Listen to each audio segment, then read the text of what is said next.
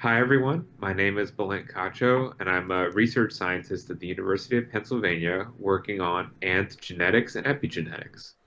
And I'm Brian Weiss. I am an ant keeper and I work on video games. During the pandemic, I was teaching myself game development and I came across Balint on Twitter, an ant scientist. I was super excited, so I reached out to him and I said, "Hey, do you want to work on an ant related project with me?" And during the pandemic, I was learning how to do graphic art, picking up my old hobby of drawing in order to create characters that can be relatable to kids and adults to teach them science communication and fundamental scientific biological principles that would otherwise be difficult to grasp. Balint had told me about his idea with Antonia and this children's book that he was writing. And I said, "That's it. We should make that into a game."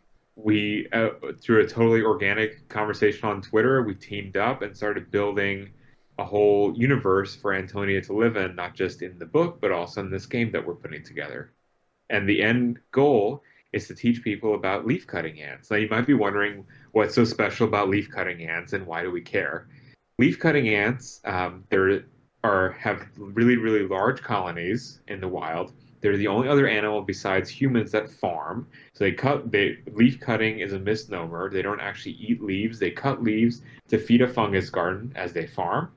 There's eight different worker castes in addition to the queen and the male. And what's crazy is all eight of these worker castes are almost genetically identical, but they look different and they act different. And so we're trying to put together a game that'll teach kids and adults about this amazing biological phenomenon.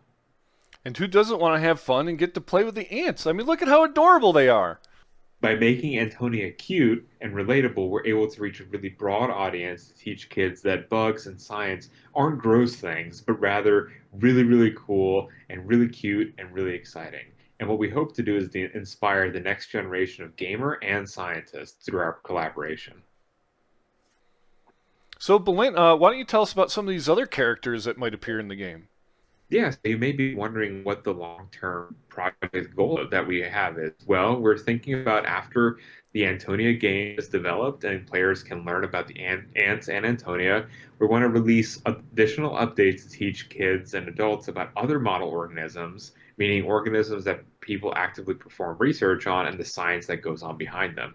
And we've already started developing this. We have mice, C. elegans, yeast, fish, planarians, DNA, and even Drosophila. This will encompass a huge field of science and many organisms that people study. Brian and I believe that it's the responsibility of scientists to teach the non-science community as best that we can. And so we're teaming up to teach the community at a large about science in a very fun and innovative way.